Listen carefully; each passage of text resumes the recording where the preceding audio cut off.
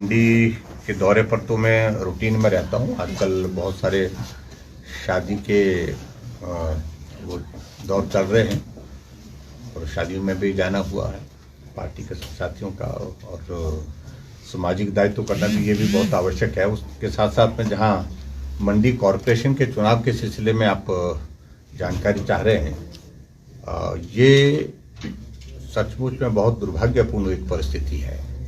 एक लोकतांत्रिक व्यवस्था के अनुरूप ये चुनाव आज से लगभग 2 महीना पहले होने चाहिए और चुनाव विलंब किए गए जानबूझ करके, और 4 कॉरपोरेशन में जो काम विकास की दृष्टि से चला था वो सारा ठप पड़ा हुआ है।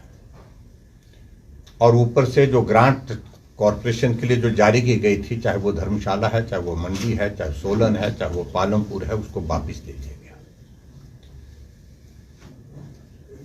और बिल्कुल एक तरह की हेडलेस चल रही है ये सारी कॉरपोरेशन इस वक्त, क्योंकि मेयर का टेन्योर कंप्लीट हो गया है, डिप्टी मेयर का भी कंप्लीट हो गया है। अब आज मुझे जानकारी मिली कि अब तय कर दी है तारीख 25 तारीख, और ये तारीख पहले तय करनी चाहिए थी। कायदे से तो जो एक्ट के प्रोविजंस है उसके तहत जो है एक दिन भी मेयर और डिप्टी मेयर का पद खाली नहीं रहना चाहिए था, लेकिन लगभग 2 महीने ये खाली रहा है।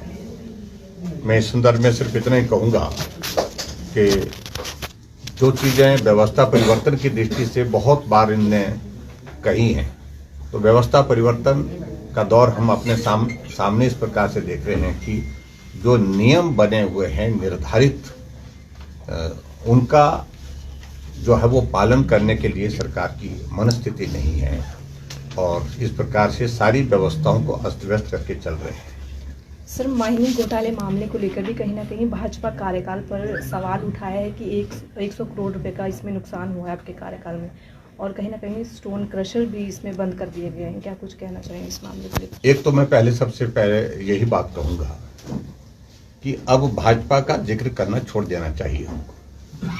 हिमाचल प्रदेश में कांग्रेस की सरकार का 1 साल का कार्यकाल पूरा हो गया, कुछ दिन बचे हैं। आखिरकार 1 साल से क्या कर रहे थे, अगर यही बात कह रहे हैं। और दूसरी बात, मैंने अधिकृत किया है जो हमारे पूर्व में इंडस्ट्री मिनिस्टर रहे हैं विक्रम ठाकुर जी को, पूरे तथ्य फैक्ट्स जो है ला करके प्रस्तुत करें। लेकिन मैं एक बात मैं जरूर कहना चाहूंगा कि हिमाचल प्रदेश में इस बाढ़ और बारिश के कारण जो नुकसान हुआ, उसके बाद लोगों के घर चले गए, सड़कें टूट गए, पुल टूट गए, स्कूल के भवन टूट गए। जो रिहैबिलिटेशन के लिए जो काम होना चाहिए थे युद्ध स्तर पर, क्रशर उस वक्त बंद कर दिए गए, और क्रशर बंद करने से सारा का सारा काम रुक गया। और दूसरी तरफ से क्रशर का मटेरियल कितना गुना महंगा हो गया, इस बात का भी उनको जानकारी रहनी चाहिए। इस बात की भी उनको कम से कम थोड़ी सोच होनी चाहिए कि गरीब आदमियों के लिए जिनका घर चला गया है वो किस हालात में आज की तारीख में जो है रेता बजरा खरीद रहे हैं। फिर उसके बाद आगे बढ़कर के मैं यही कहूंगा कि कांग्रेस की गवर्नमेंट के दौरान का भी जिक्र करें। कितने क्रशर ऐसे चले थे जिन पर पेनल्टीज लगी हुई है वो, लेकिन उसके बावजूद चलते 5-5 करोड़ रुपए के जो है उनके पेंडिंग बिल पड़े हुए हैं, अभी तक वादा नहीं करे उन्होंने। और इनके ही नेताओं के, कांग्रेस पार्टी के नेताओं के, कांग्रेस पार्टी के मंत्रियों के, उन सारी चीजों का भी जिक्र करने के लिए हम कुछ दिन बाद बात करेंगे, लेकिन अभी आज हम बात नहीं करें। लेकिन कहना इस प्रकार से कि घोटाला हुआ, लेकिन मैं बड़ा साफ कह रहा हूं कि 1 साल की सरकार का कार्यकाल कांग्रेस की पूरा हो गया, लेकिन उसके बावजूद ये नहीं चलेगा कि सारी चीजों के लिए 1 साल पूर्व की सरकार को आप दोषी ठहराते रहे। आपकी जिम्मेवारी है और उस जिम्मेवारी से आप मुक्त नहीं हो सकते हैं। अगर ये क्रशर चले तो उसमें बंद करने के आपने आदेश दिए, बंद करने के बाद फिर खोलने के आदेश दे दिए, यानी कि 1 कदम आगे चलते हैं फिर 2 कदम पीछे हटते हैं। तो इस प्रकार की एक परिस्थिति जो कांग्रेस पार्टी की बनी है, और वो भी चिन्हित किए गए, इस क्रशर को बंद करना है, इसको नहीं करना है।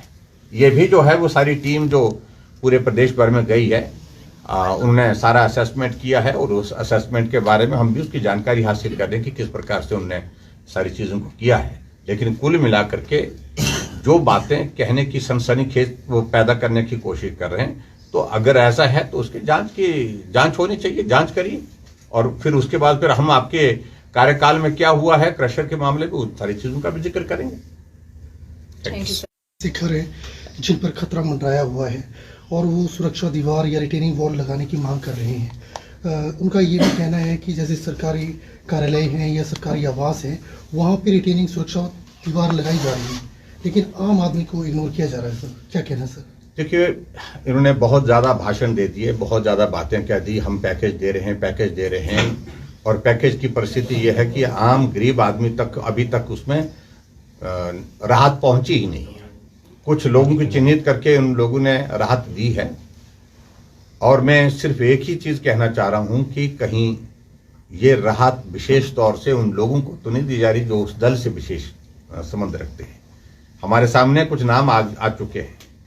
मेरे ही क्षेत्र में कुछ लोग ऐसे हैं जिनका घर तो सुरक्षित है, घर में दरार तक नहीं है, लेकिन 3-3 लाख रुपए उनके खाते में जमा हो गए। उनका जिक्र करेंगे हम। और इस आपदा में अगर भ्रष्टाचार इस प्रकार से कांग्रेस पार्टी के नेता कर रहे हैं, कांग्रेस की सरकार कर रही है, तो इससे बड़ा पाप कोई और नहीं होगा।